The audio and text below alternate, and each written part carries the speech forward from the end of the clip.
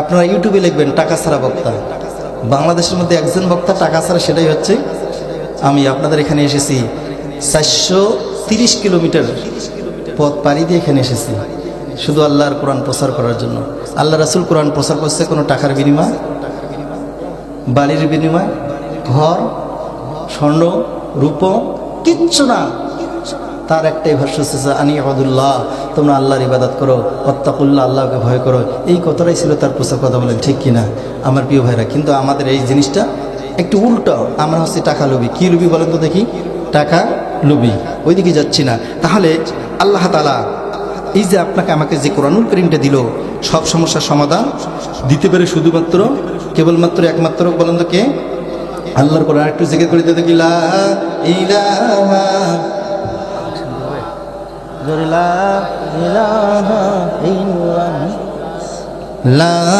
ইলাহা ইল্লাল্লাহ জোরে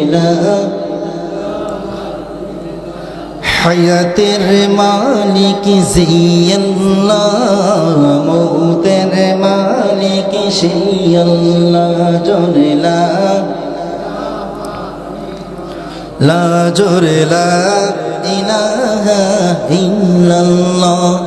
এই কালিমা পড়বে সারা, এই কালিমা পড়বে সারা, ঈমান আসিবে অন্তরে। লা ইলাহা ইল্লাল্লাহ জোরে লা ইলাহা ইল্লাল্লাহু মুহাম্মাদুর রাসূলুল্লাহ।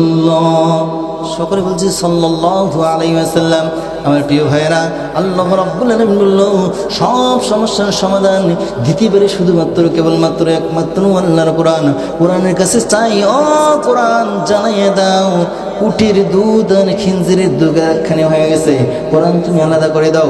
শুনতে চান কি চান না আমার প্রিয় ভাইয়েরা? আলী রাদিয়াল্লাহু তাআলা আনহু যে পিএস বাজারে গেল দুধ ক্রয় করার জন্য, দুধ পাইল না। পক্ষান্তরে উটের খামারে ব্যক্তি একটু দুধ দিল, আর এই দুধের সাথে যে দুধটা মিশ্রিত হয়ে গেল সেটা হচ্ছে খিনজিরের দুধ। বলেন তো কি দুধ? খিনজিরের দুধ।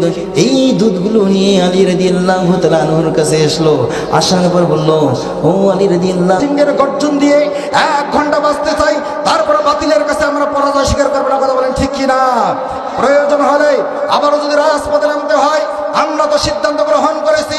আমি হাফেজ মাওলানা মোহাম্মদ ইসমাইল হোসেন সিরাজি মায়ের মাথায় হাত রেখে বলেছি, ইমাম আল্লাহর কোরআন দিয়ে বাংলার পার্লামেন্টে আইন বাস্তবায়ন করতে যদি আমাকে যদি রক্ত দেওয়া লাগে আমি রক্ত দেওয়ার জন্য প্রস্তুত। আমাকে যদি ফাঁসির মঞ্চে যাওয়া লাগে আমি ফাঁসির মঞ্চে যাওয়ার জন্য প্রস্তুত। আমাকে যদি রাজপথে নেমে আবু সাঈদের মতো বুদ্ধর মতো বুক টান টান করে গুলির সামনে যদি হাত পেতে দিতে হয়, মাথা পেতে দিতে হয়, জীবন দেওয়া লাগে, আমরা সকলেই প্রস্তুত। কিন্তু বাতিলের কাছে আমরা কখনো পরাজয় স্বীকার করতে রাজি নাই। কথা বলেন ঠিক কিনা আমার প্রিয় ভাইয়েরা? এরা কি পেয়েছে? আমার রাসূলকে নিয়ে কটূক্তি করে, আমাদের কোরআনটাকে লাথি মারে। এরকম কোনো ইতিহাস নাই পৃথিবীর জমিনে। আমরা হিন্দুদের গীতার মধ্যে লাথি মেরেছি। কথা বলেন, মেরেছি। হিন্দুদের পুরাণের মধ্যে আমরা কখনো লাথি মারি নাই। কিন্তু আমাদের কলিজার টুকরা একটি কিতাব, যেই কিতাব ছাড়া আপনার আমার হেদায়েতের কোনো রাস্তা আছে? কিন্তু এরা আমাদের কোরআনকে লাথি মারে। এটা হচ্ছে আমাদের একটা ব্যর্থতা। এটা কি আমাদের একটা হচ্ছে ব্যর্থতা। আমরা যে কোরআন অনুযায়ী আমার জীবনকে পরিবর্তন করতে পারতাম, আর এই কোরআন অনুযায়ী যদি আমরা আমাদের জীবনকে সেটিং করতে পারতাম, তাহলে এরকম দুঃসাহস 92% মুসলমান আর 2% হচ্ছে হিন্দু, এরা আমাদের কোরআনকে কিভাবে লাথি মারে, অথচ তার এখনো বিচার হয়েছে? এ মুসলমান আমাজদার হয়েছে বিচার? আমরা তো বর্তমান ডক্টর ইউনূসকে বলবো, আপনি যদি ব্যর্থ হয়ে যান, এই কুলাঙ্গারের বাচ্চার যদি বিচার করতে ব্যর্থ হয়ে যান, আপনি সাতক্ষীরার ময়দানে পাঠিয়ে দেন। সাতক্ষীরার মানুষ এই সমস্ত নাস্তিকের বাচ্চাগুলার জিহ্বাকে কুত্তা দিয়ে খাওয়ার জন্য প্রস্তুত। আমরা কথা বলেন ঠিক কিনা? কারা কারা প্রস্তুত? হাত তোলা করেন, আল্লাহকে দেখান। এরা কিভাবে সাহসটা পায়? আমরা ডক্টর ইউনূসকে তো বলবো, আপনি ব্যর্থ হলে আমাদের কাছে ছেড়ে দেন। 1 মিনিট সময় লাগবে না? লাগবে? 1 মিনিট সময় লাগবে? বাংলার সমস্ত তৌহিদি জনতা জানে বাংলাদেশ থেকে আমরা যেরকম করে জালিম তাড়িয়ে দিয়েছি, আমরা সব শিখেছি এইরকম করে। ভারতের জমিনের মধ্যে আমার একজন মুস্কান নারায় তাকবীর আল্লাহু আকবার বলে যখন রাজপথে নামলো, ভারতের 300 জন হিন্দু প্যারালাইজড হয়ে গেছে। কথা বলেন ঠিক কিনা? আজও যদি বাংলার সমস্ত তৌহিদ জনতা, কোনো রাইফেল লাগবে না, কোনো পিস্তল লাগবে না, কোনো অ্যাটম বোমা লাগবে না, আমরা যদি আল্লাহর কোরআন বুকে নিয়ে আমরা যদি নারায় তাকবীর আল্লাহু আকবার বলে রাজপথে নামতে পারি, এই সমস্ত নাস্তিকের বাচ্চাগুলো পালাবার জায়গা পাবে না। কথা বলেন ঠিক কিনা? আমার প্রিয় ভাইরা, এরা পাইছেটা কি? আসুন আজকে কোরআন থেকে কথা বলা হবে। তাহলে এই কোরআনুল কারীমটা এটা কার কিতাব? এটা কার কিতাব বলেন তো দেখি? আল্লাহ শব্দ যদি কেউ একবার উচ্চারণ করে তাহলে আল্লাহ তাআলা খুশি হয়ে যায়। খুশি আপনাকে 3টা পুরস্কার দেয়। বলেন তো কয়টা? 3টা। সেই লগ্নে আমরা প্রথমেই আল্লাহ রাব্বুল আলামিনের শুকরিয়া আদায় করতে যাচ্ছি যে আল্লাহ তাআলা হাজার হাজার লক্ষ লক্ষ কোটি কোটি মানুষের মাঝ থেকে আপনাকে আমাকে বেছে বেছে নিয়ে এইরকম একটি জান্নাতের বাগানের মধ্যে আসার বসার তৌফিক দান করলো। এই জন্য আমরা সকলে অন্তরের অন্তরস্থল থেকে বুকের যত শক্তি আছে মুখের কাছে নিয়ে এসে উচ্চ আওয়াজে উচ্চ স্বরে সকলে বলতেছি আলহামদুলিল্লাহ। আলহামদুলিল্লাহ লিখতে গিয়ে অক্ষর আসে কয়টা কেউ বলতে পারবেন? হাবেশ সাহেব আছে। আলহামদুলিল্লাহ লিখতে গিয়ে অক্ষর আসে 8টা। বলেন তো কয়টা? 8টা অক্ষর। জান্নাত কয়টা? সাতক্ষীরের লোক যদি এরকম ভুল করে হবে, এটা মানার মতো কিন্তু নয়। জান্নাত হচ্ছে একটা। জান্নাত কয়টা? জান্নাত হচ্ছে একটা, আর জান্নাতের দরজা হচ্ছে 8টা। বলুন তো কয়টা? আল্লাহ তাআলা এই মুহূর্তে জানাই দিল, যে সমস্ত মায়ের সন্তানগুলো এই ঘুমটাকে লাথি মেরে দিয়ে যে কোরআনের ময়দানে এসে জান্নাতের সামিয়ানার নিচে বসে যারা একবার আলহামদুলিল্লাহ বলল, আমি আল্লাহ তাআলা খুশি হয়ে জান্নাতের 8টি দরজা আমি তাদের জন্য খুলে দেই। সকলে সুবহানাল্লাহ। একটু জিকির করি লা ইলাহা লা ইলাহা ইল্লাল্লাহ। জোরে লা। ভাই অটো চলে না ড্রাইভার ছাড়া। যুবক ভাইরা চলে নাকি? চলে? অটো চলে না ড্রাইভার ছাড়া, বাস চলে না চালক ছাড়া, নৌকা চলে না পানি ছাড়া, আমরা চলি না আল্লাহর জিকির ছাড়া। লা ইলাহা ইল্লাল্লাহ। জোরে লা। এই কালিমা পড়বে সারা, এই কালিমা পড়বে সারা, ঈমান আসিবে অন্তরে। লা ইলাহা ইল্লাল্লাহ। জোরে লা। এই যে ফাঁকা জায়গাটা একটু পূরণ করা যায় না? এই ফাঁকা জায়গার মধ্যে শয়তান বসে ওয়াসওয়াসা দিচ্ছে আপনাদেরকে। জোরে লা ইলাহা ইল্লাল্লাহ। যার দিলে আসরে আল্লাহর ভয়। জোরে। যার দিলে আসরে আল্লাহর ভয়, আল্লাহ আল্লাহ সব সময়। আহার নিদ্রা ভালো লাগে না, ভালো লাগে শুধু ইল্লাল্লাহ। জোরে লা। লা ইলাহা ইল্লাল্লাহু মুহাম্মাদুর রাসূলুল্লাহ। সকলে বলি সাল্লাল্লাহু আলাইহি ওয়াসাল্লাম। আমার ভাইরা, আল্লাহ রাব্বুল আলামিন বলল, ও আমার গোলামেরা, তোমরা কি জানো আমি আল্লাহ তাআলা এই আসমান এবং জমিন কয়দিনে তৈরি করেছি? বলেন তো কয়দিনে? আসলে আমরা মুসলমান, কিন্তু আসলে আমরা বলতে পারি না। এই মুহূর্তে যদি হিন্দু প্রশ্ন করে, যদি কোনো বৌদ্ধ প্রশ্ন করে, যদি কোনো ইহুদি নাসরা প্রশ্ন করে, আপনি যেহেতু মুসলমান ঘরের সন্তান, ও ভাই আব্দুর রহমান, তুমি বলো তো দেখি আমার আল্লাহ রাব্বুল আলামিন আসমান কয়দিনে তৈরি করেছে? আমরা বলতে পারি না। এক ভাই বললো তো 6 দিনে তৈরি করলো। ও ভাই, আপনাকে বলবো ভাই, প্রথম আসমানের নামটা কি বলেন তো? তিনি বলবে হুজুর জানি না। এই যে আমরা মুসলমান, কথা বলেন ঠিক কিনা? আমরা নামের মুসলমান হয়েছি, আমরা এখনো কামের মুসলমান হতে পারি নাই, কথা বলেন ঠিক কিনা? আল্লাহ রাব্বুল আলামিন হলো আমার গোলামেরা, আমি আল্লাহ তাআলা এই আসমান এবং জমিন, তরুলতা গাছপালা, পাহাড় পর্বত সাগর নদী নালা যতগুলো আছে না কেন, জান্নাত জাহান্নাম আমি আল্লাহ রাব্বুল আলামিন 6 দিনে তৈরি করেছি। বলেন তো কয় দিনে? আল্লাহ রাব্বুল আলামিন বলল আল্লাযী খালাকা সাবআ সামাওয়াতিন তিবাকা। ও আমার গোলামেরা, আমি আল্লাহ রাব্বুল আলামিন এই আসমান এবং জমিন 6 দিনে তৈরি করলাম। বলেন তো কয় দিনে? 6 দিনে তৈরি করছে। এবার প্রশ্ন হয় হুজুর, প্রথম আসমানটা আল্লাহ কি বারে দিন না? প্রথম দিনে আল্লাহ তাআলা কি তৈরি করলো? আল্লাহ রাব্বুল আলামিন বলল আমার গোলামেরা, আমি আল্লাহ তাআলা প্রথম যে শনিবারটা, সেই দিনে আমি আল্লাহ তাআলা মাটি তৈরি করছি। সকলে বলি সুবহানাল্লাহ। কি তৈরি করলো বলেন তো দেখি? মাটি। মাটি ছাড়া আপনি আমি কখনো বাঁচতে পারবো? মরলেও মাটি, বাঁচলেও মাটি, যে জায়গায় যান না কেন সব জায়গায় মাটির প্রয়োজন, কথা বলেন ঠিক কিনা? আপনি আমি যখন কবরস্থ হয়ে যাব, ওই সময় আপনার আমার যে লাশটা দাফন করা হবে, সেখানে কিসের প্রয়োজন বলেন তো দেখি? আপনি আমি যখন মাটি দোয়ানোর কাজ শুরু করে দেই, একটি দোয়া আপনি আমি পড়ি, মিনহা خلقناكم وفيها نعيدكم ومنها نخرجكم تارة أخرى। আমরা পড়ি কি পড়ি না?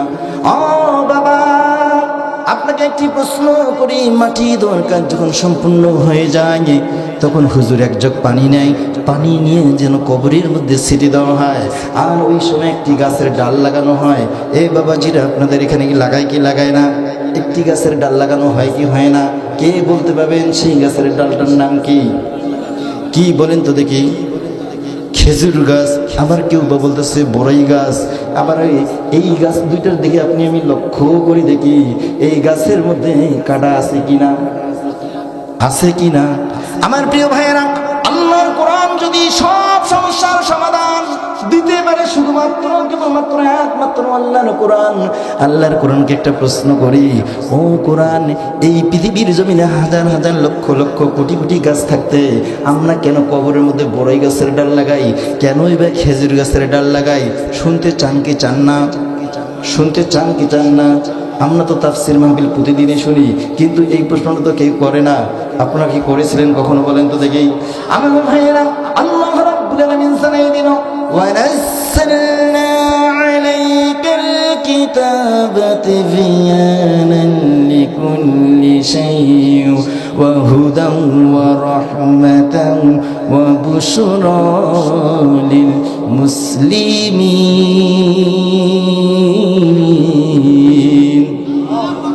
আমার প্রিয় ভাইয়েরা, আল্লাহ রাব্বুল আলামিন বলল আমার গোলামেরা, এই কোরআনুল কারীমের কাছে তোমরা যে কোনো সমাধান চাও না কেন, সব সমস্যার সমাধান দিতে পারে শুধুমাত্র কেবলমাত্র আমার আল্লাহর কোরআন।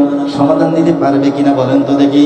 আমার ভাইয়েরা, এই কোরআনকে আমরা প্রশ্ন করি, ও কোরআন, রান্না ঘর আমরা কিভাবে পরিবেশন করব? কোরআন সাথে সাথে অ্যান্সার দিয়ে দেয়। এই কোরআনের কাছে যদি আপনি চান, সমাজনীতি, পেটনীতি, কূটনীতি, রাজনীতি, আপনি যেটাই চান না কেন, সব সমস্যার সমাধান দিতে পারে শুধুমাত্র কেবলমাত্র আমার আল্লাহর কোরআন। সমাধান দিতে পারবে কি পারবে না বলেন তো দেখি? সমাধান, ও সমাধান চাও যদি জীবনে মরণে, ফিরে যাও খুঁজে নাও চোখ রাখো কোরআনে। সমাধান, ও সমাধান চাও যদি জীবনে মরণে, ফিরে যাও খুঁজে নাও চোখ রাখো কোরআনে। সমাধান। প্রশ্নটা কি হলো? যে আমরা কবরের মধ্যে কেন বড়ই গাছের ডাল লাগাই, কেন খেজুর গাছের ডাল লাগাই, আজকে আমরা কোরআন থেকে জানি নেব। নেবেন কি না আপনারা? আপনারা যদি উঠে করেন তাহলে আমি মোনাজাত করে দেবো, আর আপনারা যদি ধৈর্য সহকারে থাকেন তাহলে আপনাদেরকে আজকে আমি নতুন একটি আলোচনা উপহার দেব। মানুষটা যেহেতু নতুন, ইনশাআল্লাহ কোরআন থেকে আপনাদেরকে কিছু এমন তথ্য দিব, যেই তথ্যটা বা যেই তাফসীরটা আপনারা ইতিপূর্বে কোথাও শোনেন নাই, আমিও ইনশাআল্লাহ সেই আলোচনাটা আপনাদেরকে উপহার দেওয়ার চিন্তা ভাবনা করবো। আমার ভাইয়েরা, তাহলে আসমান কয়টা বলেন তো দেখি? আসমান কয়টা? এই যে যুবক ভাই বলে দিল, মুরব্বী চাচা বলে দিল, হুজুর আসমান হচ্ছে 7টা। এবার প্রশ্ন হয়, হুজুর প্রথম আসমানের নামটা কি? আপনি আমি কোন আসমানের নিচে বসবাস করতেছি আপনি আমি কি জানেন? কেউ কি জানেন? তাহলে আল্লাহ রাব্বুল আলামিন জানাই দিল, ও সাতক্ষীরার ভাইয়েরা, প্রথম আসমানের নামটা আমি আল্লাহ তাআলা দিলাম রকিয়া। আর এই আসমানটা আমি আল্লাহ রাব্বুল আলামিন দুধের চেয়ে সাদা পদার্থ দিয়ে তৈরি করেছি। সকলে বলি সুবহানাল্লাহ। প্রথম আসমানটা আল্লাহ তাআলা কি দিয়ে তৈরি করলো? আল্লাহ তাআলা বলল, আমি আল্লাহ রাব্বুল আলামিন প্রথম আসমানটা দুধের চেয়ে সাদা পদার্থ দিয়ে তৈরি করলাম। এই প্রথম আসমানটা আমি আল্লাহ রাব্বুল আলামিন কাউকে দিলাম না। শেষ নবীর উম্মত যারা হবে আমি আল্লাহ তাআলা তাদেরকে এই আসমানটা দিলাম। আমার প্রিয় ভাইয়েরা, তার মানে আপনি আমি যে আসমানের নিচে বসবাস করতেছি এই আসমানটাই হচ্ছে প্রথম আসমান। বলেন তো কোন আসমান? প্রথম আসমান। এখন যদি কেউ প্রশ্ন করে, বলেন তো আপনি আমি কোন আসমানের নিচে বসবাস করতেছি? তার মানে আমরাই আছি প্রথম আসমান। বলেন তো কোন আসমান? আমার প্রিয় ভাইয়েরা, আল্লাহ রাব্বুল আলামিন বলল, আমার গোলামেরা, আমি আল্লাহ রাব্বুল আলামিন দ্বিতীয় আসমানের নাম দিলাম মালাকুত। আর এই আসমানটা আমি আল্লাহ রাব্বুল আলামিন এটা লোহা দিয়ে তৈরি করেছি। বলেন তো কি দিয়ে?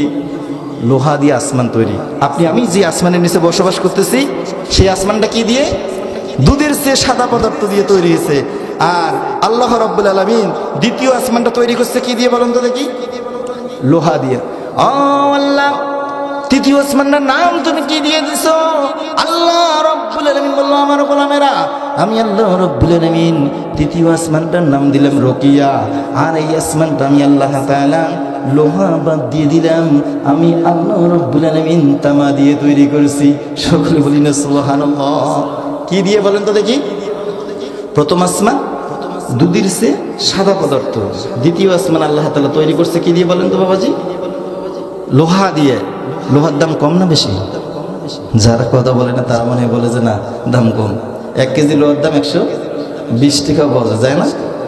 আল্লাহকে প্রশ্ন করি, আল্লাহ লোহা দিয়ে কেন আমাদের আসমানটা তৈরি করলে না? লোহার যে দাম। আল্লাহ তাআলা বলেছেন, না না ও বান্দা একটু ধৈর্য ধরো, আমি আল্লাহ তাআলা তৃতীয় আসমানটা তৈরি করছি তামা দিয়ে। কি দিয়ে বলেন তো দেখি? তামা দিয়ে আল্লাহ রাব্বুল আলামিন তৃতীয় আসমান তৈরি করলো।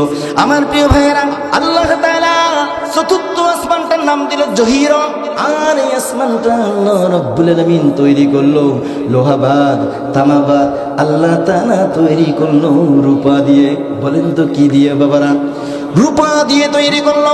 আর আল্লাহ তাআলা বলল, ও গোলাম টেনশন নিও না, আমি আল্লাহ তাআলা একটার পর একটা যে আসমানগুলো তৈরি করলাম এটা তোমরা জেনে নাও।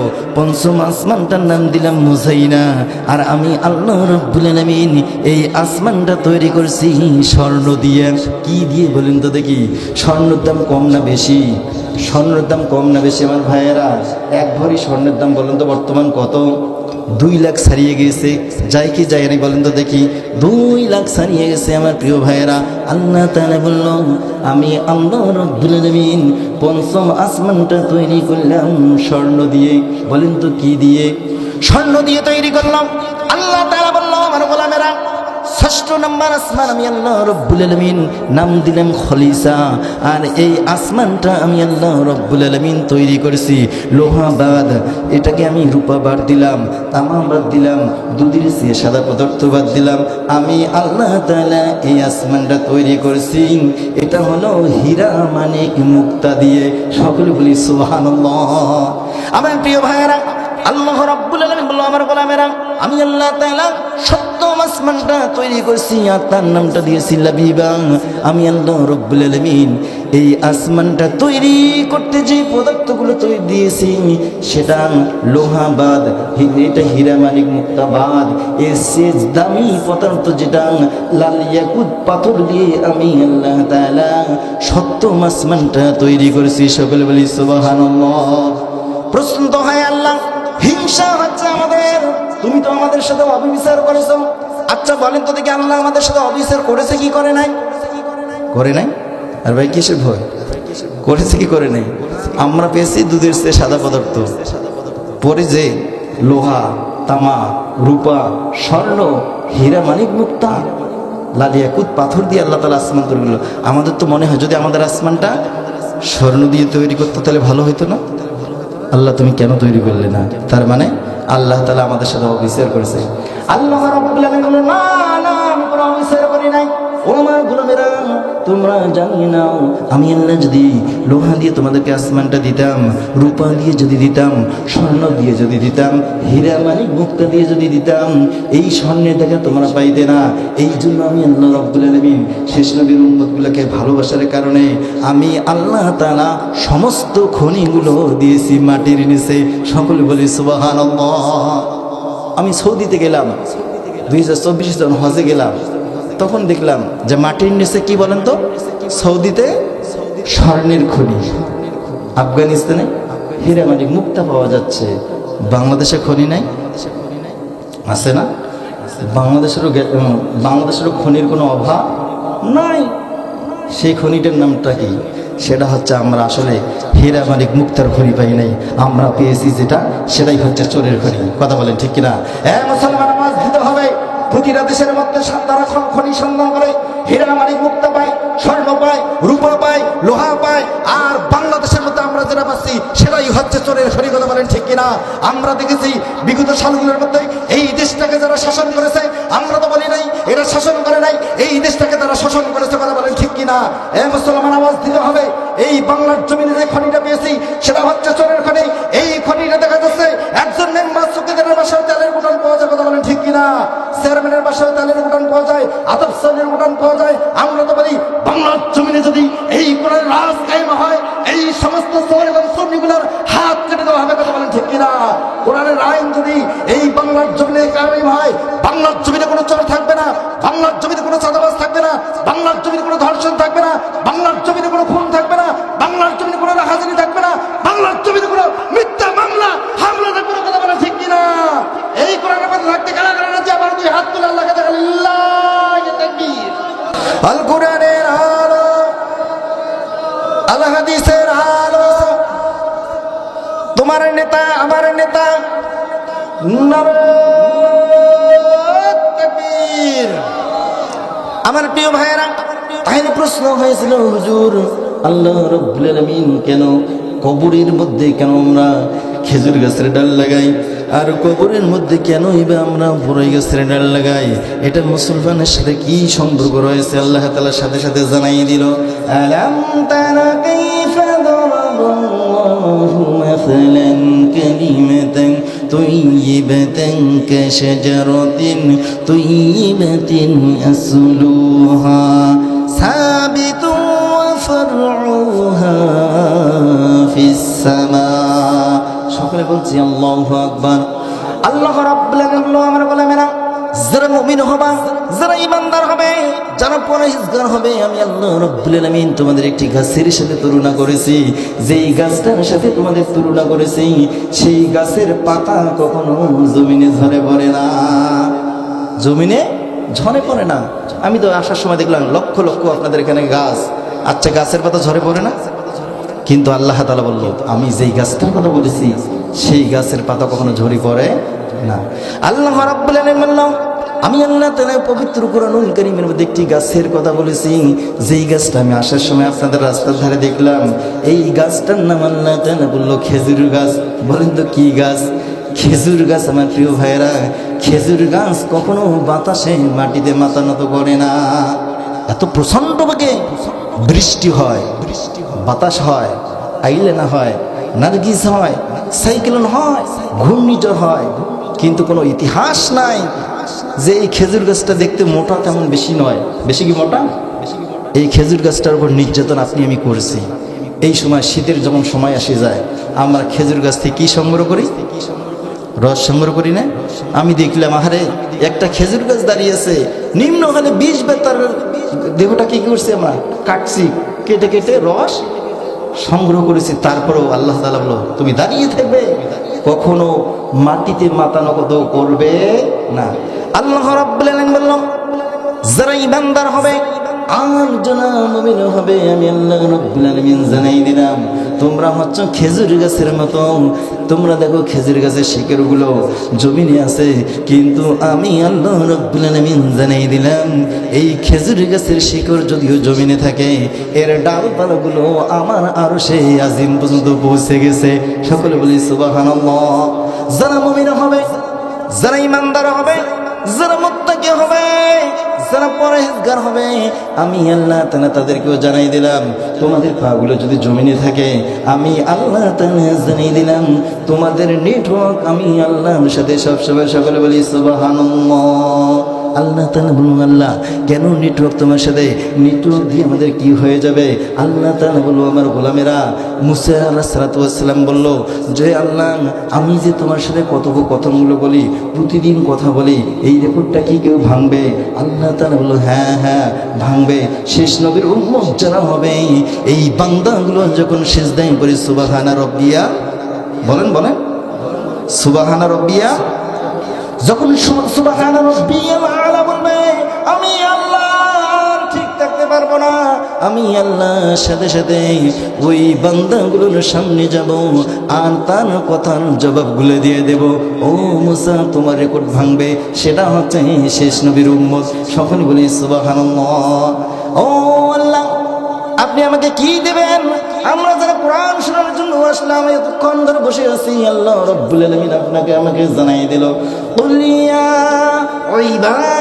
ইবাদিয়াল্লাযীনা আসরাফু আলা আনফুসিহিম লা তাকনাতু মির রাহমাতিল্লাহ।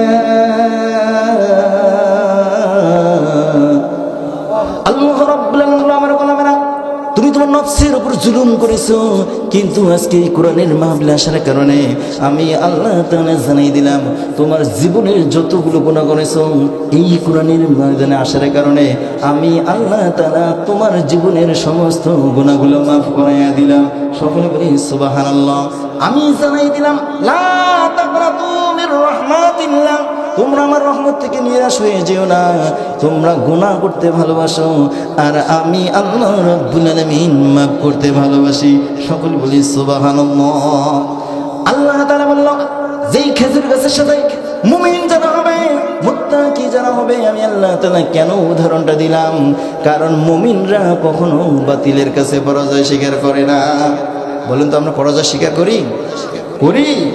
আল্লাহ তাআলা বলল যে মুমিন যারা হবে, যারা ইমানদার হবে, যারা মুত্তাকি হবে, এই মানুষগুলো কখনো বাতিলের কাছে পরাজয় স্বীকার করবে। কবি সুন্দরভাবে জানাই দিলাম, বাতিল সে দবনে ওয়ালে আই আসমান নেহি হম সোবর কর জগহ হে তুম নীতি হে হামারা। সকলে বলছে আল্লাহু আকবার। কবি আল্লামা ইকবাল বলল, না না, যারা আল্লাহর প্রকৃত বান্দা হবে, যারা ইমানদার হবে, যারা মুমিন হবে, এই মুমিন বান্দাগুলো কখনো বাতিলের কাছে পরাজয় স্বীকার করবে না। কথা বলেন ঠিক কি না? আমরা লক্ষ্য করে দেখলাম ফিলিস্তিনের 8 বছরের শিশু বাচ্চাগুলো খিদার জ্বালায় পাথর খাচ্ছে, খিদার জ্বালায় পেটে পাথর বাঁধতেছে, খিদার জ্বালায় বালুগুলো তুলি খাচ্ছে, খিদার জ্বালায় গাছের কাঁচা পাতাগুলো পিষে পিষে রসগুলো তারা এই রস দিয়ে ইফতার করছে। আল্লাহু আকবার। এই যে তাদের ইমানি শক্তি, তাদের বুকে তাজা রক্তগুলো ঢেলে দিচ্ছে, কিন্তু ইসরায়েলের কাছে কখনো পরাজয় স্বীকার করতেছে না। কথা বলেন ঠিক কিনা? মুসলমান আওয়াজ দিতে হবে, পরাজয় স্বীকার করতেছে না। কিন্তু আপনার আমার এই যে বাংলার ভূখণ্ড, বাংলার জমিনে আপনি যখন একটি তাফসীর মাহফিল করতে চান, আছে না? আছে। তো এই যে আল্লাহর কোরআন দিয়ে হযরত আলী রাদিয়াল্লাহু তাআলা আনহু যখন রাষ্ট্র পরিচালনা করতেছে, একদল ইহুদি আসলো তারা সিরিয়া থেকে। দেখি মুসলমানরা কিভাবে কোরআন দিয়ে রাষ্ট্র পরিচালনা করে, কিভাবে সুদ ঘুষ বন্ধ করতে পারে, একটু দেখে আসি। এই জন্য 13 জন সাহাবী, ওই সাহাবী তোরা ওদেরকে বলা হয়, ওই দেশের ইহুদি যারা বড় বড় পাণ্ডিত্য যারা অর্জন করে, তারা আসলো কোরআন দিয়ে কিভাবে রাষ্ট্র পরিচালনা হয় এটা দেখার জন্য। কি বলেন তো দেখি? তো ওই সময় এক লোকের ছিল একটি উটের খামার। এই উটের খামারি ব্যক্তির উট ছিল, কিন্তু উটগুলো গর্ভবতী হয় না। সে বলল, আমার উটগুলো যদি গর্ভবতী হয়ে যায়, তাহলে আমি কিছু দুধ আলীর দরবারে হাদিয়ে দেবো। আর এই কথাটা বলার সাথে সাথে ওই উটগুলো গর্ভবতী হয়ে গেছে। সকলে বলি সুবহানাল্লাহ। পক্ষান্তরের পাশে এক সাঁওতাল ব্যক্তি ছিল, তার ছিল খিঞ্জির। এই খিঞ্জিরগুলো গর্ভবতী হয় না। ও এসে বলল, ও মুসলমান ভাই, তোমার উটগুলো তো দেখি গর্ভবতী হয় না, কিন্তু হঠাৎ করে গর্ভবতী হলে এর কারণটা কি? আমি একটা নিয়ত করেছি, যদি আমার উটগুলো গর্ভবতী হয়ে যায় তাহলে আলীর দরবারে কিছু দুধ হাদিয়ে দেব। এই কথাটা বলার কারণে আল্লাহ তাআলা আমার উটগুলোকে গর্ভবতী বানায় দিয়েছে। সকলে বলি সুবহানাল্লাহ। এই সাঁওতাল ব্যক্তি আর চিন্তা করলো না, দৌড় দিয়ে চলে গেল পাহাড়ের পাদদেশে। চলে যাওয়ার পর সে বলল, ও আলীর আল্লাহ, আমার খিঞ্জিরগুলো যদি গর্ভবতী হয়ে যায়, কিছু খিঞ্জিরের দুধ আমি আলীর দরবারে হাদিয়ে দেব। আমার ভাইরা বুঝে থাকলে বলেন তো দেখি, আমরা কি খিঞ্জিরের দুধ খাই? যারা বলে না তারা মনে হয় বলে যে আসলে খায়। আমরা কি খিঞ্জিরের দুধ খাই? শুধু খাই না তো দূরের কথা, খিঞ্জির যদি আমরা দেখি মুখের মধ্যে কাপড় দিয়ে অন্য পাশে চলে যাই, যাই কি যাই না? আমার প্রিয় ভাইয়েরা, আলী রাদিয়াল্লাহু তাআলা আনহুর বাসায় মেহমান চলে আসলো। মেহমান আসার পর আলী রাদিয়াল্লাহু তাআলা আনহুর বাসায় কোনো খাবার নাই। একজন রাষ্ট্রপ্রধান, রাষ্ট্রনায়ক, সে দেখলো বাসার মধ্যে কোনো খাবার নাই। কি নেই বলেন তো দেখি? বাসার মধ্যে কোনো খাবার নাই। ওই সময় আলীর একজন পিএস ছিল, নাম ছিল আসলাম। তাকে বললো, আসলাম, মেহমানদারি করা তো সুন্নত, তুমি যাও যাও বাজারের মধ্যে একটু দুধ কুড়াই করে নিয়ে আসো। বাজার যাইতে একটু দেরি হয়ে গেল, দেখলো আর দুধ নাই। কি নেই বলেন তো দেখি? দুধ নাই। মুখটা মলিন হয়ে বাড়ির দিকে ফিরে আসলো। মেহমান বাসায় আসলো, দুধ নাই, কোনো খাবার নাই। একজন রাষ্ট্রনায়কের বাসায় আমি কেমনে বাসায় চলে যাব? আসার সাথে সাথে রাস্তার মধ্যে ওই উটের খামারি ব্যক্তির দেখা হয়ে গেল। আর দেখা হয়ে বলল, ও ভাই, তুমি তো আলীর পিএস ছিলে, তোমার হাতে কিসের বালতি? কয় বাজারে গিয়েছিলাম একটু দুধ কুড়াই করার জন্য, কিন্তু দুধ পাইলাম না। কয় টেনশন করিও না, তোমার বালতিটা আমাকে দাও। বালতিটা নিয়ে বাড়ি যে দুধের উটের কিছু দুধ দহন করে আধা বালতি দিয়ে দিল। এই দুধ পাওয়ার পর আল্লাহর বান্দা খুশি হয়ে গেল। খুশি হওয়ার পর একটা গান শুরু করে দিল, আল্লাহ আমার রব, এই রবের মালিক কে বলেন তো দেখি? রবের কোনো মালিক আছে নাকি?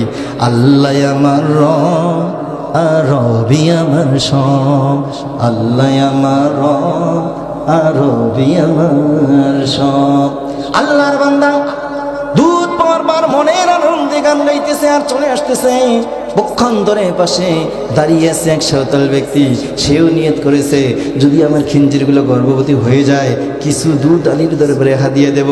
এই লোকের দেখা পাওয়ার সাথে সাথে বললো, ভাই, তুমি তো আলীর পিএস, তোমার হাতে কি কয় বালতি? বালতিটা একটু দাও। বালতি নিয়ে যে ওই জায়গার মধ্যে খিঞ্জিরের কিছু দুধ দিল। দেওয়ার পর বালতিটা লোড হয়ে গেল। এবার দুধগুলো এনে দিয়ে আলীর পিএসের হাতে তুলে দিয়ে বললো, ভাই, এটা নিয়ে যাও। এবার আলীর পিএস বললো, ভাই, আমার জানার মতে তুমি একটা হিন্দু, তুমি তো হচ্ছে সাঁওতাল ব্যক্তি, কি দিয়েছো এখানে? কয় কেন? আমি তো দুধ দিয়েছি। কোন দুধ দিয়েছো? কয় আমি তো শহরের দুধ দিয়েছি, আমি খিঞ্জিরের দুধ ওখানে দিয়েছি। কয় তুমি জানো না, আমরা মুসলমান, আমরা খিঞ্জিরের দুধ খাই না। তুমি কি জানো এর আগে যে দুধগুলো ছিল এগুলো ছিল উটের দুধ, আর তুমি মিশ্রিত করে দিলে খিঞ্জিরের দুধ। এখন আমি কি করব? আমার সব আশা ব্যক্ত করে দিয়ে দিলে এই দুধগুলো তো আমি ফেলে দিতে পারি না, কারণ এই দুধগুলো যদি ফেলে দেই, কালকে আমাদের মাঠে আল্লাহ রব্বুল আলামিন যদি আমার নামে মামলা করে। দুধ তো হচ্ছে আল্লাহর নিয়ামত, বলেন তো কি? যাদের বাসায় গাভী আছে, এই গাভীটা যেদিন জন্মগ্রহণ করে, সেই গাভীর বাছুরটা যদি দুধ না পায়, টেনশন হয়ে যায় কি যায় না বলেন তোমার ভাইয়েরা? টেনশন হয়ে যায়, ডাক্তারের কাছে দৌড় দেয়, হেকিম কবিরাজ যারা আছে সবার কাছে দৌড় দেয়, হয়রান পেশানি শুরু করে, মালিককে ক্ষমা দেওয়া বাদ দিয়ে দেয়। কারণ বাছুর কখনই দুধ পাবে, এই জন্য আমরা ছুটাছুটি করি। এই আল্লাহর বান্দা বলল, না না, আমি দুধ ফেলে দেব না, কারণ দুধ তো হচ্ছে আল্লাহর রহমত। বরং আলী রাদিয়াল্লাহু তাআলা আনহু, তিনি হলো জ্ঞানের দরজা, তার কাছে ধরে যাই। তিনি তো বলে সব সমস্যার সমাধান দিতে পারে শুধুমাত্র কেবলমাত্র আল্লাহর কোরআন। আল্লাহর কোরআনের কাছে সমাধান চাই। ও কোরআন, উটের দুধ আর খিঞ্জিরের দুধ একখানে হয়ে গেল, এখন তুমি দুধগুলো আলাদা করে দাও। আচ্ছা বলেন তো, খিঞ্জিরের দুধ কি কালো? কালো? লাল? তাহলে হলুদ? না, উটের দুধও সাদা। চাচা বলল, আবার খিঞ্জিরের দুধও সাদা। সাদা সাদা যদি একখানে হয়ে গেল, একখানে হওয়ার পর আসলে কি বোঝা যাবে যে এটা উটের দুধ না খিঞ্জিরের দুধ? বোঝা যাবে? এবার আল্লাহ রাব্বুল আলামিন বলল ওয়ানাজ্জালনা আলাইকাল কিতাবা তিবয়ানান লিকুল্লি শাইইন ওয়া হুদান ওয়া রাহমাতান ওয়া বুশরা লিল মুসলিমিন। ও আমার গোলামেরা, টেনশন করিও না, উটের দুধ আর খিঞ্জির দুধ একখানি মিশ্রিত হয়েছে, এটা ঘাবড়িয়ে যেও না, কারণ আমি আল্লাহ তাআলা সব সমস্যার সমাধান দিতেই পারে শুধুমাত্র কেবলমাত্র একমাত্র আল্লাহর কোরআন। যদি শেষ পর্যন্ত আপনারা থাকেন, আমিও কোরআন থেকে দলিল দেব, আমিও কোরআন থেকে প্রমাণ করে দেব উটের দুধ আর খিঞ্জিরের দুধ কোরআন কিভাবে আলাদা করে। শুনতে চান কি চান না? একটু জিকির করি লা ইলাহা ইল্লাল্লাহ, মনে করে আলোচনা কেবল শুরু, জোরে লা ইলাহা ইল্লাল্লাহ,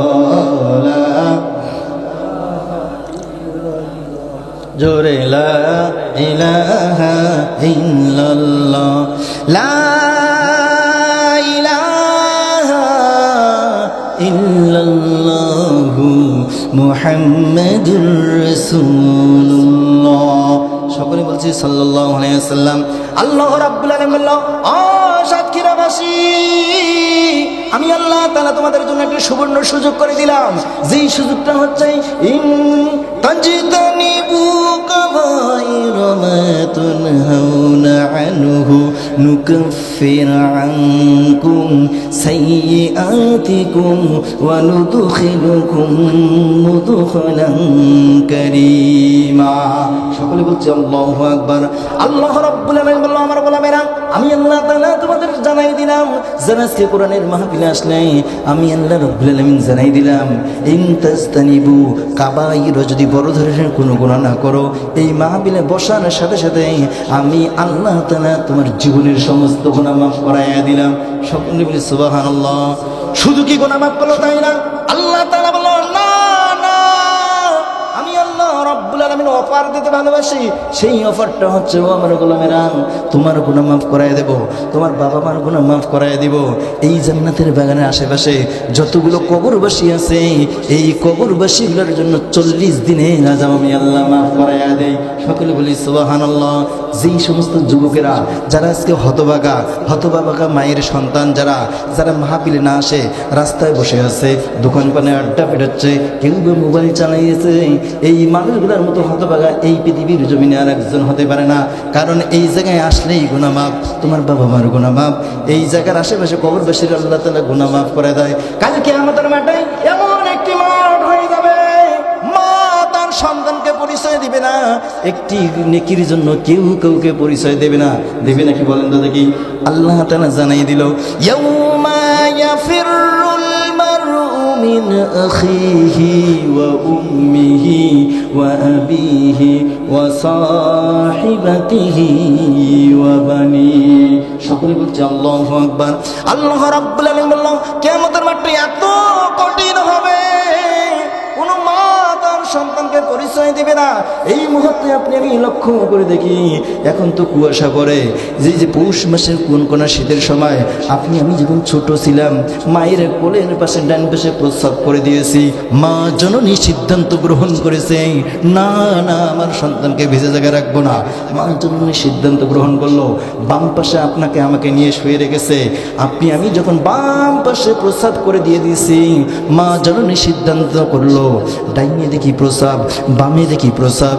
এই মুহূর্তে মা জননী সিদ্ধান্ত করলো, আমার এই সোনার টুকরা, এই কলিজার টুকরা সন্তানটাকে আমি ভিজে জায়গায় রাখবো না। মা জননী সিদ্ধান্ত গ্রহণ করলো, আমার এই সন্তানটাকে আমি বুকের মধ্যে জায়গা দেব। বলেন তো কোন জায়গা?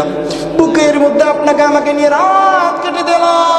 ও আমার ভাইয়েরা, রাত কেটে দিল সেই জনম দুঃখিনী মা। কালকের মতের মাঠে একটি করে সন্তান মায়ের পা ধরে 500 বছর কান্না করবে। বলেন তো কয় বছর? 500 বছর কান্না করবে। মা জননী কোনো পরিচয় দেবে না। এবার ভাই এবং ভাইয়ের কাছে চলে যাবে, ভাইকে বলবে, ও ভাই, পৃথিবীর জমিনে আমাকে যদি কেউ আঘাত করতো, তুমি সহ্য করতে পারতে না, লাঠি নিয়ে দৌড় দিয়ে চলে যেতে। আজকে আমি কঠিন বিপদের মধ্যে পড়েছি, একটা নেকি দাও, এই নেকিটা দিলে আমি হয়তো পার পেয়ে যাব। ভাই বলবে, না না, দুনিয়ার জমিনে আমার কোনো ভাই ছিল না। কথা বলেন ঠিক কি না? সন্তান তার মাকে পরিচয় দিবে না, মা তার সন্তানকে পরিচয় দিবে না, বাবা তার সন্তানকে পরিচয় দেবে না, ভাই ভাইকে পরিচয় দেবে না। এই কঠিন মুহূর্তে একটা নেকির কারণে সবাই স্বার্থপর হব। কি হবো বলেন তো দেখি? সবাই স্বার্থপর হয়ে যাব। আর আল্লাহ বলল, আজকে এই জান্নাতের বাগানে এসে যারা বসতে পারবে, বসলেই তোমার জীবনের গুনাহ আমি আল্লাহ মাফ করাইয়া দেব। সকলে বলি সুবহানাল্লাহ। আমার প্রিয় ভাইয়েরা, আপনাদের এলাকায় মানুষ যদি মারা যায়, আমি একটি কাজ করি, হুজুরদের ডাকে 3 দিন একটা খাওয়া দাওয়া দেয় না? আবার কেউ বা 7 দিনে দেয়, দেয় কি দেয় না? আপনাদের এলাকায় হয়তো বা নতুন মানুষ, আমি জানি না কি যেন বলা হয়, কেউ বা আবার 40 করে, 40 দিন একটা খাওয়া দাওয়া দেয় কি দেয় না? দেয়। আচ্ছা বলেন তো দেখি, এখানে কোনো ফায়দা আছে? সব হতেও পারে, নাও হতে পারে। এই জন্য কবি সুন্দরভাবে বলল, জিন্দা থাকতে এক মুঠো ভাত, জিন্দা থাকতে এক মুঠো ভাত দেওনি মা বাবার মুখে, মরলে পরে খোপার লোক ডেকে। ও ভাই, মরলে পরে খোপার লোক ডেকে। কথা বলেন ঠিক কিনা? এমনও সন্তান আছে, এই যে কোন শীতের সময় মা কি গায়ে দিল এটা কোনো খবর নেবে না, মা কি খাইলো সেটা কোনো খবর নেবে না। আর যখন মা বাবা মারা যায়, মানুষকে দেখানোর জন্য এই সন্তানগুলো কি করে, কিছু লোককে ডাক দিয়ে খাওয়ান দাওয়ান দেয়, গরু জবাই করে কোরবানি করে খাওয়া দাওয়া দেয় কি দেয় না? এই জন্য বলে, এখানে সব হতে পারে, নাও হতে পারে।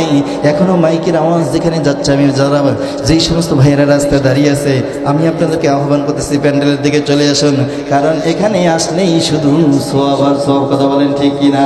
এই জন্য তো কবি মানুষকে বোঝাই দিল, ওই গরু জব করে খাওয়াইলে মানুষের যে সওয়াবটা হবে না, এই জায়গায় আসলেই তোমার সওয়াব, তোমার গুনাহ মাফ, তোমার বাবা মার গুনাহ মাফ, আশেপাশে কবরবাসীগুলোর গুনাহ মাফ করা। কথা বলেন ঠিক কিনা? জিন্দা থাকতে এক মুঠো ভাত, জিন্দা থাকতে এক মুঠো ভাত দেওনি মা বাবার মুখে, বললে পরে খোপার লোক ডেকে। ও ভাই, মরলে পরে খোপার লোক ডেকে। কথা বলেন ঠিক কিনা? এমন সন্তান আছে কিনা? আছে না? আল্লাহ রাব্বুল আলামিন বলল, আতা'মুরুনান নাসা বিল বিররি ওয়া তানসাউনা আনফুসাকুম ওয়া আনতুম তাতলুনাল কিতাবা আফালা তা'কিলুন। আল্লাহ রাব্বুল আলামিন বলল, চিন্তা করার কোনো কারণ নাই, এই সন্তানগুলো কিতাবের কিছু অংশ মানে আর কিছু অংশ মানে না। তার মানে এই মানুষগুলো প্রকৃত মুসলমান হতে পারে না। কথা বলেন ঠিক কিনা? আল্লাহ তাআলা কি বলল, আল্লাহ যারা কোরআন শোনার জন্য আসলো, এরা কি মুসলমান হইতে পেরেছে কিনা? আল্লাহ তাআলা সাথে সাথে জানাই দিল, যালিকা বিআন্নাল্লাহা মাওলাল লাযীনা আমানু ওয়া আন্নাল কাফিরিনা লা মাওলা লাহুম। সকলে বলছে আল্লাহু আকবার। আল্লাহ রাব্বুল আলামিন বলল, আমার গোলামেরা, এই মুহূর্তে যারা কোরআন শোনার জন্য আসলো, আমি আল্লাহ রাব্বুল আলামিন জানাই দিলাম, যালিকা বিআন্নাল্লাহা মাওলাল লাযীনা আমানু, এই বান্দাগুলোর আমি আল্লাহ তাআলা স্বয়ং নিজে গার্জিয়ান হয়ে গেলাম। সকলে বলি সুবহানাল্লাহ। এই মুহূর্তে আপনার আমার গার্জিয়ান কে? কে বলেন তো দেখি? আল্লাহ যদি আপনার আমার গার্জিয়ান হয়, আপনার কোনো ভয় আছে? পুলিশ ধরে নিয়ে যাবে? র্যাব এসে নিয়ে যাবে? আর্মি এসে পিছনে পিটাবে? না। আল্লাহ তাআলা বলল, আমি যদি তোমাদের গার্জিয়ান হই, এই দুনিয়ার কোনো পিস্তল, দুনিয়ার কোনো রাইফেল, দুনিয়ার কোনো অ্যাটম বোম, দুনিয়ার কোনো পারমাণবিক বোমা তোমাকে হত্যা করতে পারে না। কারণ আমি আল্লাহ রাব্বুল আলামিন জানাই দিলাম, যালিকা বিআন্নাল্লাহা মাওলাল লাযীনা আমানু, আমি আল্লাহ রাব্বুল আলামিন স্বয়ং তোমাদের গার্জিয়ান হয়ে গেছি। সকলে বলি সুবহানাল্লাহ। আল্লাহ যদি আপনার আমার গার্জিয়ান হয়ে যায়, তাহলে আপনার আমার জান্নাতে যাওয়ার কোনো টেনশন নাই। টেনশন আছে বলেন তো দেখি? টেনশন নাই। প্রশ্নটা কি ভুলে গেলেন? প্রশ্ন ভুলে গেছেন? আমার প্রিয় ভাইয়েরা, আল্লাহ রাব্বুল আলামিন বলল, আমি আল্লাহ তাআলা তোমাদের শুধু গার্জিয়ান হয়ে যাব না, তোমাদের এই সময়ে যে মর্যাদা, তোমাদের যে গুরুত্ব তোমরা কি জানো? আরশে আজিম যেই সমস্ত ফেরেশতাগুলো বহন করে, এই ফেরেশতাগুলো আমার কাছে দোয়া করতেছে। এই দোয়াটার কথাও আল্লাহ রাব্বুল আলামিন পবিত্র কোরআনুল কারীমের মধ্যে জানাই দিল, ওয়া ইয়াস্তাগফিরুনা লিল্লাযীনা আমানু রব্বানা ওয়াসি'তা কুল্লা শাইইন রাহমাতান ওয়া ইলমা। সকলে বলছে আল্লাহু আকবার। ফাগফির লিল্লাযীনা তাবু ওয়াত্তাবাউ সাবিলা ওয়া কিহিম আযাবাল জাহিম।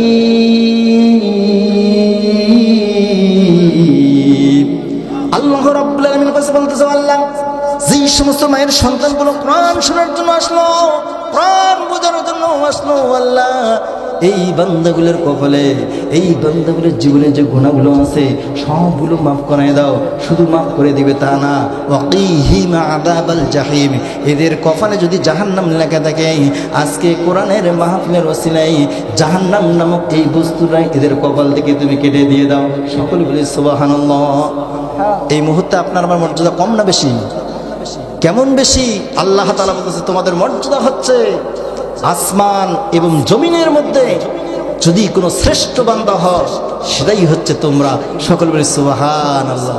আল্লাহকে বলি, আল্লাহ মুখের কথা বিশ্বাস করি না, তুমি আমাদের যেই কোরআনুল কারীমটা দিয়েছো সেই কোরআনুল কারীম থেকে আমাদেরকে প্রমাণ দাও। আল্লাহ রাব্বুল আলামিন জানিয়ে দিল, আল্লাযীনা ইয়াসতামিউনাল কওলা فيتبعون أحسنه أولئك الذين هداهم الله وأولئك هم أولو الألباب। সকলে বলছে আল্লাহু আকবার। আল্লাহ রাব্বুল আলামিন বলল, আমার গোলামেরা, এই পৃথিবীর জমিনে তোমরা কোনো যদি চক্ষুওয়ালা বান্দা দেখতে চাও, তোমরা যদি কোনো হেদায়েত প্রাপ্ত বান্দা দেখতে চাও, যাও আজকে যদি তোমরা যদি সনকা মোল্লাপাড়া নূর মোহাম্মদ বাচ্চা মোল্লার বাড়ির সংলগ্ন তোমরা যদি যাইতে পারো, ওই মাহফিলে যদি বসতে পারো, তাহলে আমি আল্লাহ রাব্বুল আলামিন জানাই দিলাম আসমানের নিচে জমিনের উপরে এই বান্দাগুলো হচ্ছে হেদায়েত প্রাপ্ত বান্দা। সকলে বলি সুবহানাল্লাহ।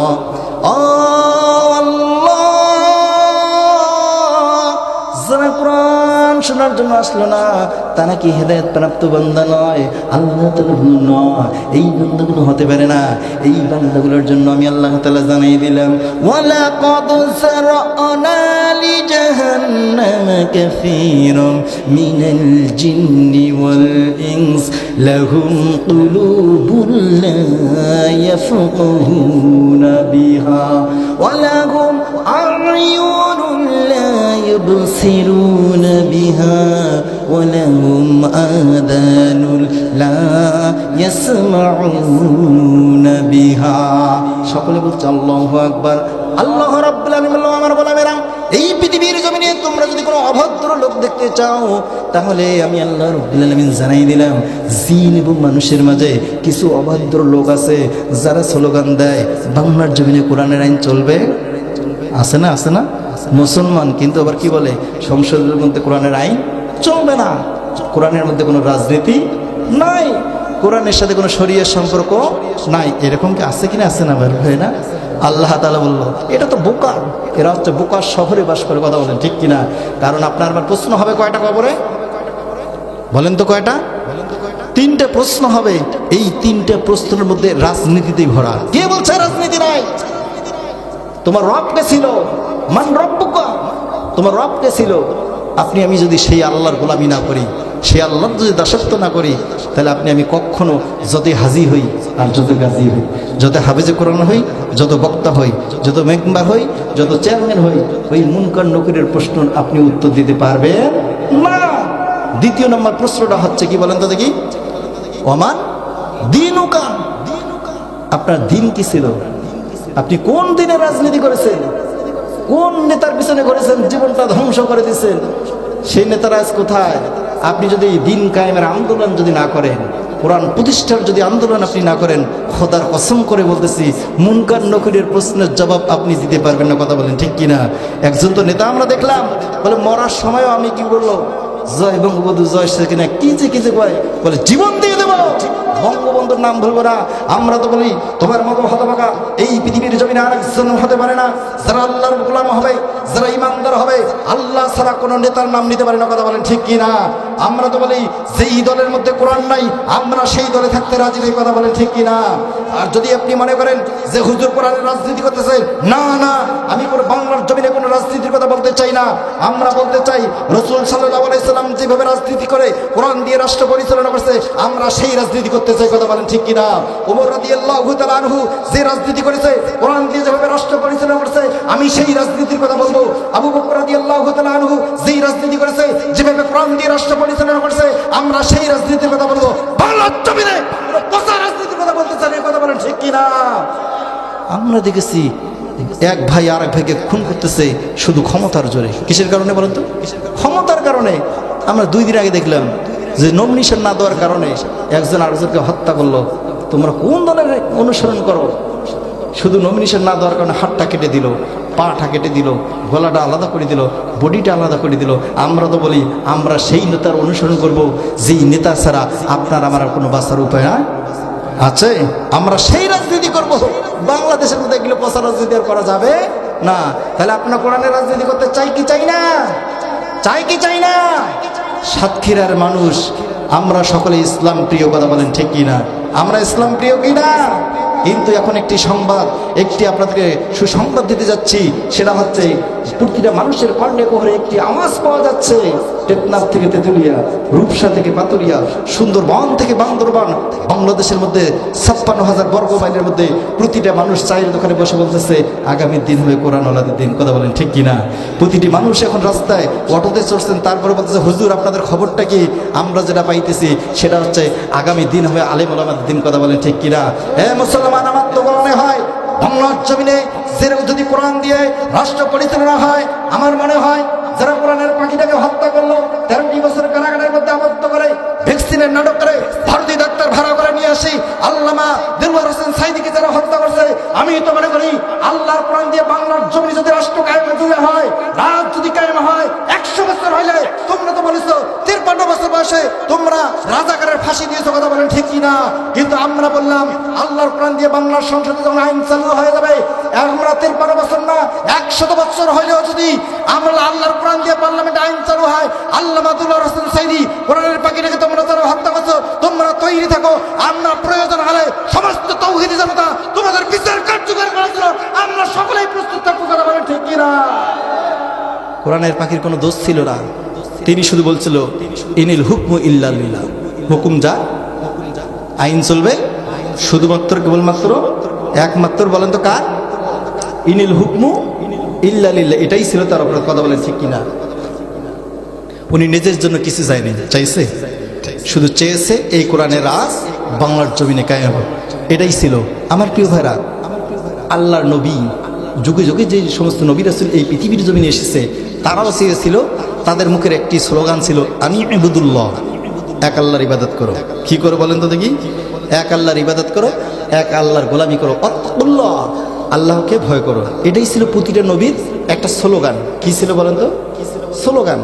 ইব্রাহিম আলাইহিস সালাতু ওয়াস সালাম তিনিও যখন বলল আনি ইবুদুল্লাহ, তোমরা এক আল্লাহর গোলামি করো, এক আল্লাহর দাসত্ব করো, তখন দুষ্ট কাফেরগুলো যারা ছিল হযরতে ইব্রাহিম আলাইহিস সালামের নামটা কেটে দিয়ে ওনারা দিল যে ইব্রাহিম নাম আমরা ডাকতে পারি না, ইব্রাহিম নামটা দিল আব্রাহাম।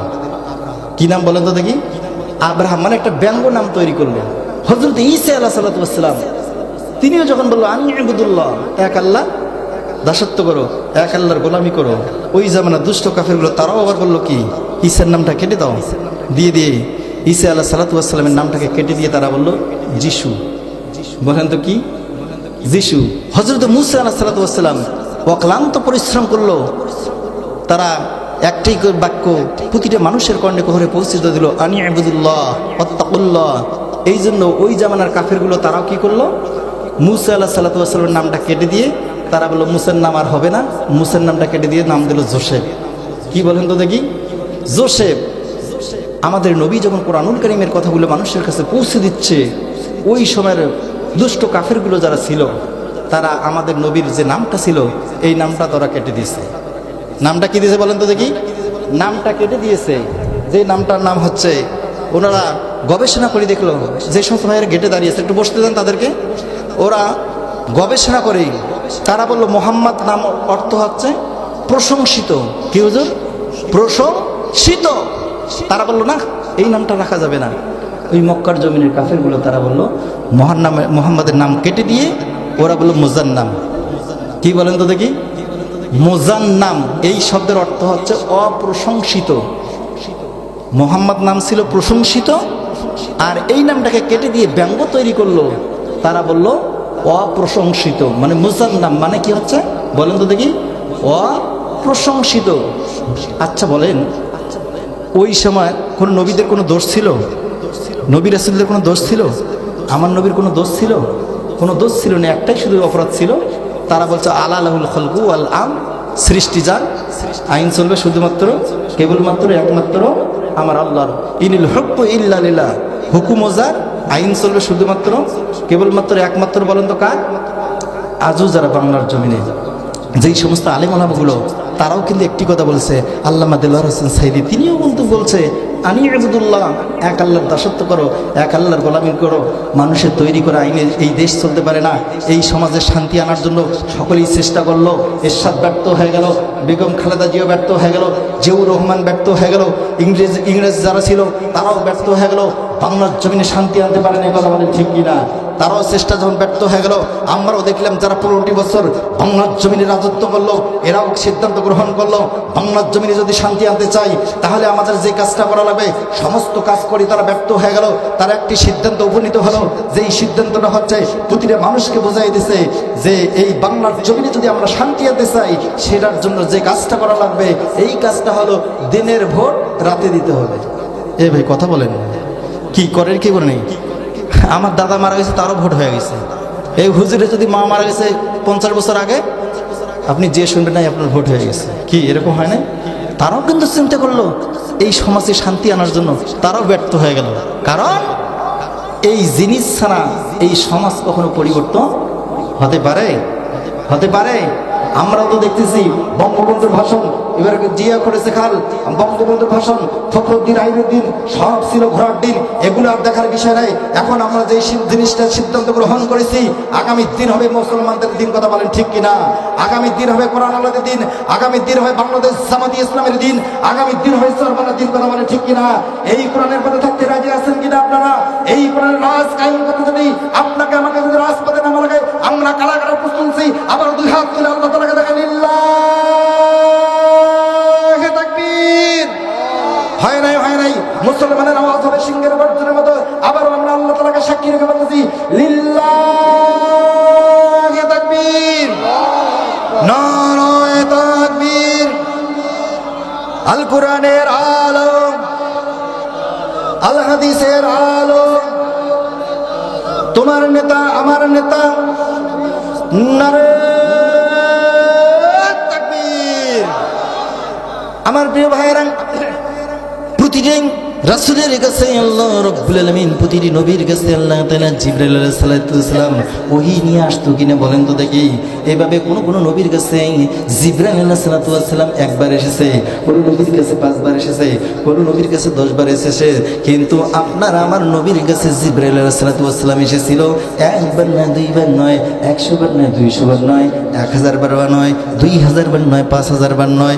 আপনার নবীর কাছে আমার নবীর কাছে জিবরাইল আলাইহিস সালাম এসেছে একবার 1000, 2000 না, 24,000 বার। কত বলেন তো দেখি? 24,000 বার এসেছে। আজকে আমি এখানে এসেছি, আমার আলোচনা যদি আপনাদের ভালো লাগে, আপনার আমার মধ্যে একটা ভালোবাসা তৈরি হবে কি হবে না বলেন তো দেখি? কিন্তু জিবরাইল আলাইহিস সালাম, ইয়া রাসূলুল্লাহ, ইয়া হাবিবাল্লাহ, 24,000 বার আপনার কাছে আমি আসলাম, আপনার আমার সাথে একটি ভালোবাসা তৈরি হয়ে গেছে। একটি জিনিস আপনার কাছে চাবো, বলেন তো কয়টি জিনিস? একটি জিনিস চাবো ইয়া রাসূলুল্লাহ, আমাকে না বলবেন না। আল্লাহর নবী যেহেতু দয়ালু নবী, তিনি বলল, ও জিবরাইল কি চাও বলো। এবার জিবরাইল আলাইহিস সালাম বলেছে, ইয়া রাসূলুল্লাহ, ইয়া হাবিবাল্লাহ, উহুদের ময়দানে আপনার যে দন্দন মুবারক শহীদ হয়ে গেছে, আল্লাহর নবী জানাই দিল, জিবরাইল তুমি জানো না আমি জাহান্নামের কিনারায় বসে দেখব, আর আমি লক্ষ্য করে দেখব আল্লাহ রাব্বুল আলামিন আমার গুনাহগার উম্মতগুলোকে যদি জাহান্নামে দেয়, আমি আল্লাহকে বলবো, আল্লাহ তোমার দিন প্রচার করার কারণে শরীর থেকে রক্ত মুবারকগুলো জমিনের মধ্যে পড়েছে, দন্দন মুবারক শহীদ করে দিয়েছি, তাইফের ময়দানে মায়ের খেয়েছি, উহুদের ময়দানে মায়ের খেয়েছি, বদরের প্রান্তরে মায়ের খেয়েছি, কিন্তু তোমার দিন প্রচার করতে পিছুপা হয় নাই। ও আল্লাহ, আমার যে দন্দন মুবারকটা শহীদ হয়ে গেছে, এই দন্দন মুবারকের ওসিলে আমার যতগুলো গুনাহগার উম্মত আছে সকলকে জান্নাতের অধিবাসী বানায়া দাও। সকলে বলি সুবহানাল্লাহ। আল্লাহর নবী যখন এই দন্দন মুবারকের খবর শুনলো, একটা পাগল ছিল না, কি পাগলের নাম কি ছিল বলেন তো দেখি? ওয়াইস কুরুনি। রাসূলকে দেখেছে, এই যে ভালোবাসার টানে সে কি করলো বলেন তো দেখি? দাঁতগুলো ভেঙে ফেললো। রাসূলকে কত ভালোবাসে। পাগল ছিল হযরতে বিলাল। পাগল ছিল কি ছিল না? পাগল ছিল ওয়াসকুরুনি, জুব্বা দিলা তারে, আমি পাগলা কিছুই চাই না, চাই যে তোমারই প্রিয় হাবিব, পাগলের রাখছো কেন দূরে। আমরা কি রাসূলের পাগল হতে চাই কি চাই না?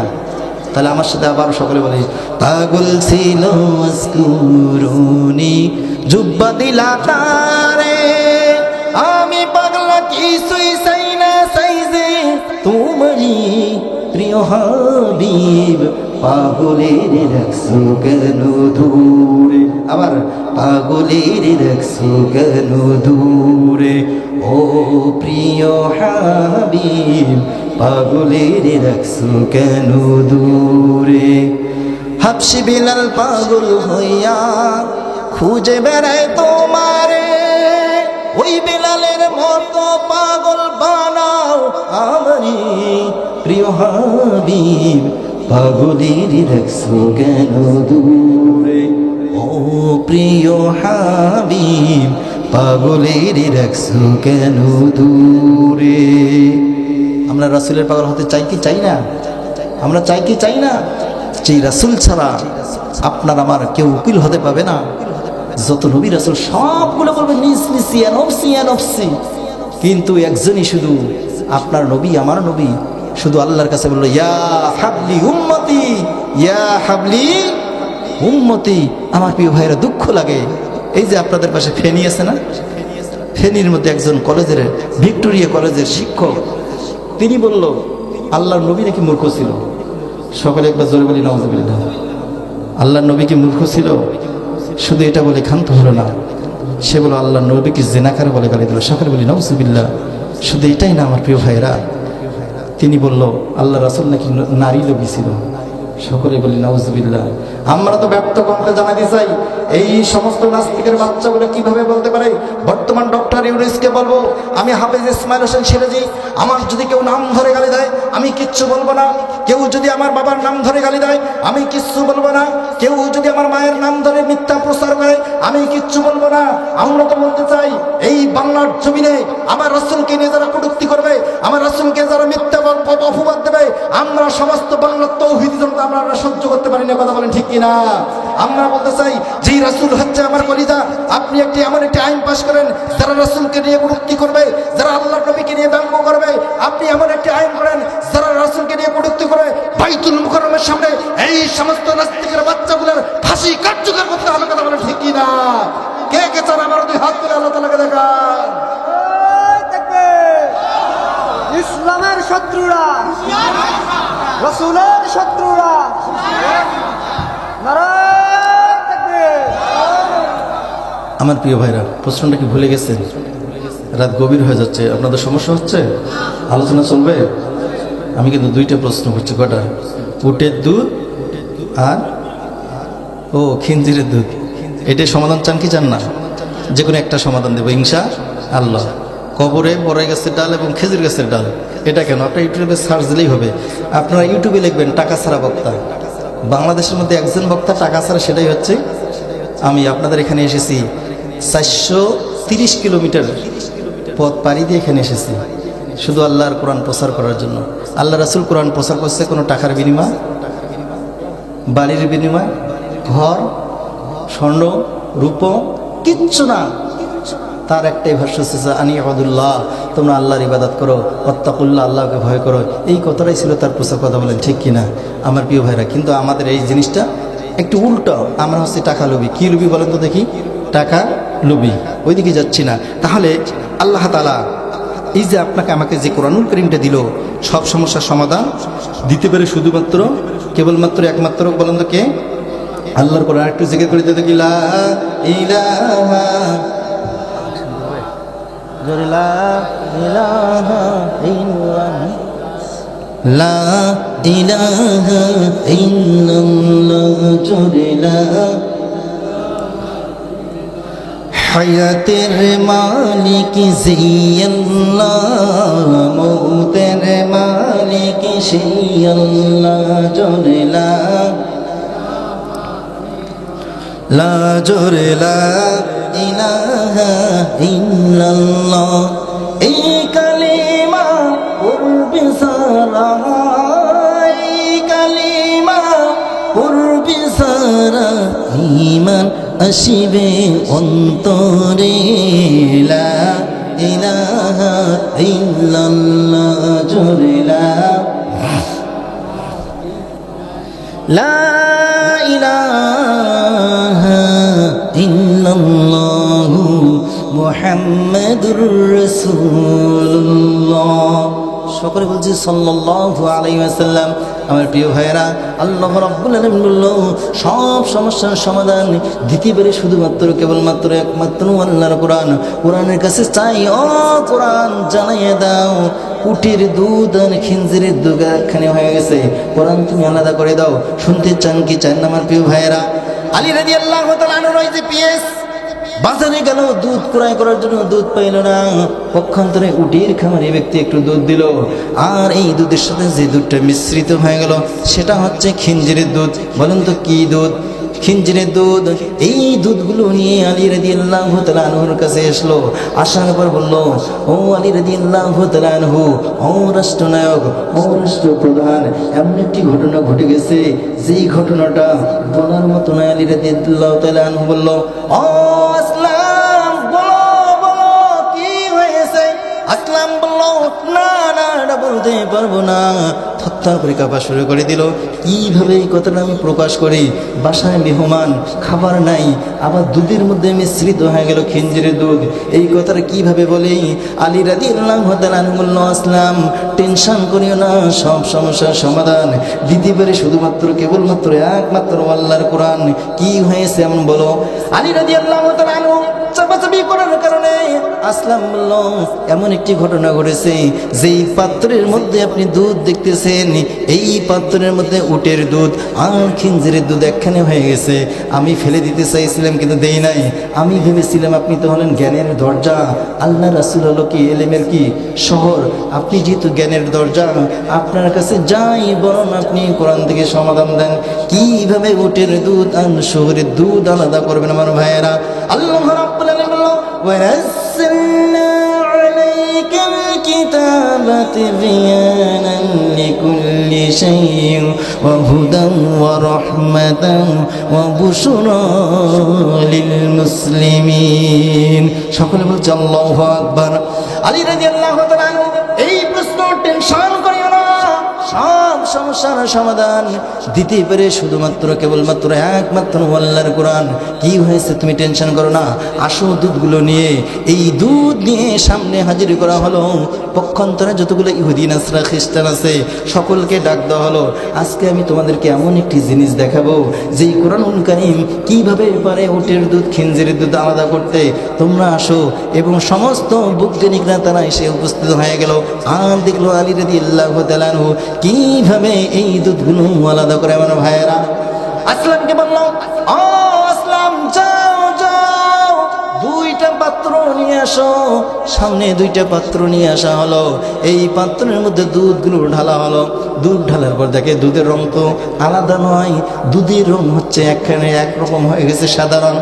আলী রাদিয়াল্লাহু তাআলা আনহু বলল, দুধগুলো একখানে রাখো, দুধ দেখলো কোনো সমস্যা নয়, এবারে দুধগুলোকে তারা একখানে ঢাললো আর বলা হলো আমার প্রিয় ভাইয়েরা, এই যে আপনার আমার এখানে একটি কাটামারির মৌসুম, যেটাকে আমরা ধান কাটতেছি নাকি বলেন তো দেখি, ধান কেটে বাসায় আনতেছে কিনা, গরুকে আপনি যে জিনিসটা খাওয়ান এটার নাম কি বলেন তো দেখি, খ্যারগুলো এখন তো ডিজিটাল যুগ হয়ে গেছে, কুচি কুচি করে মেশিনের দ্বারা কেটে কেটে কেউ বা খাওয়াচ্ছে, কথা বলেন ঠিক কিনা।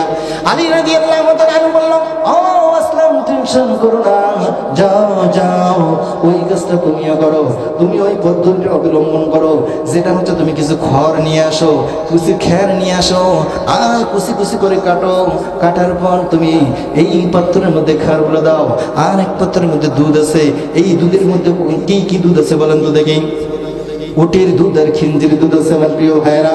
আলী রাদিয়াল্লাহু তাআলা বলল, যাও এই পাত্রের মধ্যে খড়গুলো নিয়ে আসো।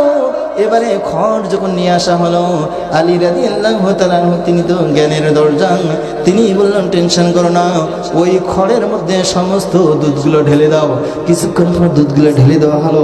আমার প্রিয় ভাইয়েরা বুঝে থাকলে বলেন তো দেখি, খড়ের মধ্যে যখন দুধগুলো ঢেলে দেওয়া হলো, কিছুক্ষণ পর সমস্ত খড়গুলো দুধগুলো খেয়ে মোটা হয়ে গেছে। কিছুক্ষণের মধ্যে দেখি আর দুধ নাই, কারণ ওই যে ভিজে রাখার কারণে সমস্ত দুধগুলো চুষে খেয়ে ফেললো। আলী রাদিয়াল্লাহু আনহু বলল, টেনশন করো না, এবারে দুইটা কাজ করো, একটা খিনজির নিয়ে আসো আর একটা উট নিয়ে আসো, এই দুই পাশে দুইটা জিনিস বাঁধিয়ে রাখো আর এই খড়গুলোকে দুই ভাগ করো। আমার প্রিয় ভাইরা, যেই কথা সেই কাজ, খড়গুলো দুই ভাগ করা হলো। এবার এই খিনজির যেটা আছে, খিনজিরকে একটি পাত্র দেওয়া হলো, এই খিনজির খড়গুলো খায়, কিন্তু যেই খড়ের মধ্যে উটের দুধ পড়েছে সেই খড়গুলো কিন্তু খায় না। এবারে উটকে যেই খড়গুলো দেওয়া হলো, উটও আবার খায়, যেখানে খিনজিরের দুধ পড়েছে উট আবার ওই খড়গুলো খায় না।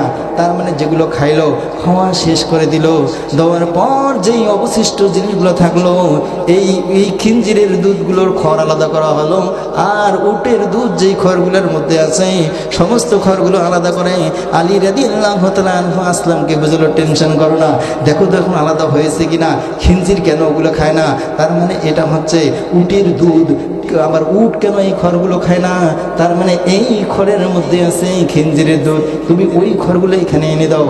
এনে দেওয়ার পর ওই খিনজির আবার ওই খড়গুলো খেয়ে ফেললো, আবার অবশিষ্ট যেই খড়গুলো ছিল এই খড়গুলো উটকে দেওয়ার সাথে সাথে উট খেয়ে ফেললো। সকলে বলছে আল্লাহু আকবার। আলী রাদিয়াল্লাহু তাআলা আনহু বলল, এখন কি আলাদা হয়েছে কিনা? বলে হয়েছে, আমি এটাই টেনশন করেছিলাম। আমার প্রিয় ভাইরা, তাহলে সব সমস্যার সমাধান দিতে পারে শুধুমাত্র কেবলমাত্র বলেন তো দেখি আল কোরআন। কোরআন এভাবে সমাধান দিল। তাহলে আমি আপনাদের কাছে কথাটা বলেছিলাম, সেটা হলো উটের দুধ আর খিনজিরের দুধ, এটাকে বলতে গেলে আরও অনেকগুলো আয়াত দিয়ে প্রমাণ করে দেওয়া লাগবে। রাত যেহেতু গভীর হয়ে যাচ্ছে, আসলে আপনাদেরকে আমি আর কষ্ট দিতে চাই না। আমার প্রিয় ভাইরা, তাহলে আমরা যে কথাটা বললাম, মুসলমানের সাথে এই কোরআনুল কারীমের কি সম্পর্ক, এবং কবরের মধ্যে কেন ওই বড়ই গাছের ডাল লাগাই আর খেজুর গাছের ডাল লাগাই, মানুষ মারা গেলে আমি যে পানিটা আমাকে গরম পানি দিয়ে গোসল করা হয়, সেই পানির মধ্যে আমরা কোন গাছের ডাল দেই? বড় কথা দিই না? হ্যাঁ, এই যে কুল বড়ই একই, ডিম ভাজা আন্ডা ভাজা খেয়ে দেখেন একই মজা। যাই হোক, এই বড়াই কথার আসলে গুরুত্বটা কি, আমি আপনাদেরকে একটা রোগের কথা বলতেছি। সেটা হলো, কোনো মানুষের যদি অ্যালার্জির ঘা হয়ে যায়, কারো শরীর থেকে যে ঘা ফুটে বাইর হয়ে যায়, ডাক্তারের মেডিসিন দিয়ে কোনো কাজ হচ্ছে না, আপনারা ওই বড়াই পাতা পিষে ওই ঘায়ের মধ্যে লাগিয়ে দেবেন, আল্লাহর রহমতে ওই ঘাটা ভালো হয়ে যাবে। সকলে সুবহানাল্লাহ।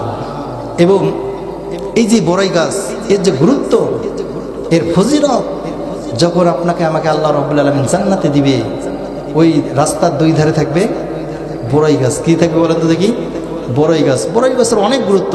যাই হোক, আমরা এতক্ষণ ধরে যে আলোচনাগুলো শুনলাম, আল্লাহ রাব্বুল আলামিন এই আলোচনাগুলো অনুযায়ী আপনার আমার জীবনকে পরিবর্তন করার তৌফিক দান করে। সকলে বলছে আল্লাহুম্মা আমিন। আমি আপনাদেরকে আর কষ্ট দিতে চাই না।